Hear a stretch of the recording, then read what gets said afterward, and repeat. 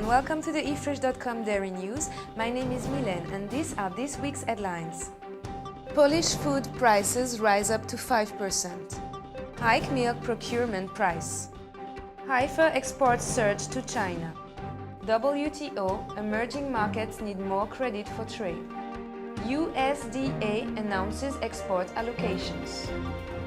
The price of 20 basic food items, such as dairy products, in Poland rose on average by 2.6% in the last quarter, despite recent regular falls in food prices, according to a survey for a daily newspaper.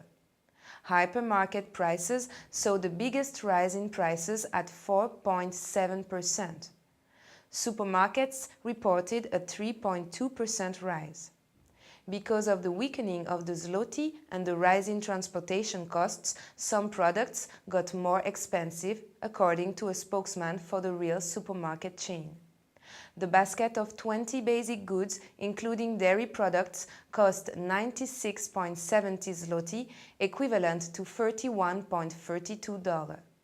The rises come as companies tighten their belts before the upcoming quarter, which is expected to be the worst in years for the sector. The Tamil Nadu Milk Producers Federation has urged the Indian state government to introduce an upward revision in the procurement price for milk, taking into consideration the spiraling rise in the prices of cattle feed. The state president of the federation, K. Mohammad Ali, said that the present procurement price ranged anywhere between 12 and 13 rupees, depending upon the quality of milk. He asked for an increase by at least 4 rupees for cow milk and 6 rupees for ox milk. He said that cattle feed had registered a sharp hike from 390 rupees last year to 504 rupees a bag this year, necessitating a higher investment for the milk producer.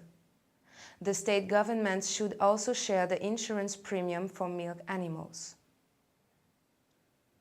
Tasmanian Heifer exports to China are surging as dairy farmers look to cut herd sizes by as much as a third.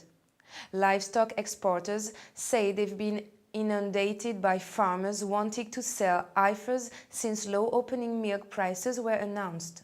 Most major processors are paying between 26 and 28 cents a litre.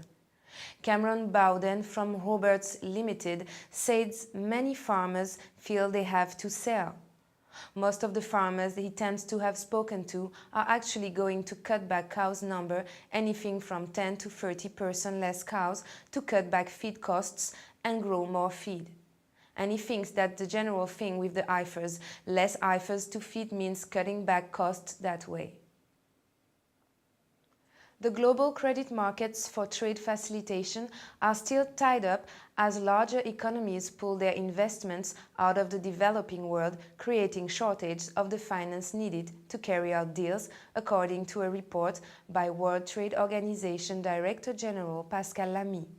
In his report to members of the WTO, Lamy said that anecdotal evidence shows that the global market situation remains tense, with increased payment default and high costs of credit. At the last G20 summit, leaders pledged to increase the funds available to international institutions to lend out to countries in need of trade finance. Financial protectionism, a term generally referring to policies which push banks to lend more domestically, was also hurting the funds available to developing and emerging markets. Agriculture Secretary Tom Vilsack announced initial allocations under USDA's Dairy Export Incentive Program. The program helps U.S. dairy exporters meet prevailing world prices and encourages the development of international export markets in areas where U.S. dairy products are not competitive due to subsidized dairy products from other countries. Vilsack said that the United States has taken a measured approach in operating the program that is fully consistent with its WTO commitments. Under the Uruguay Round Agreement on Agriculture, the United States has established annual export subsidy ceilings by commodity with respect to maximum permitted quantities and maximum budgetary expenditures. Thank you for watching the eFresh.com Dairy News. See you next time.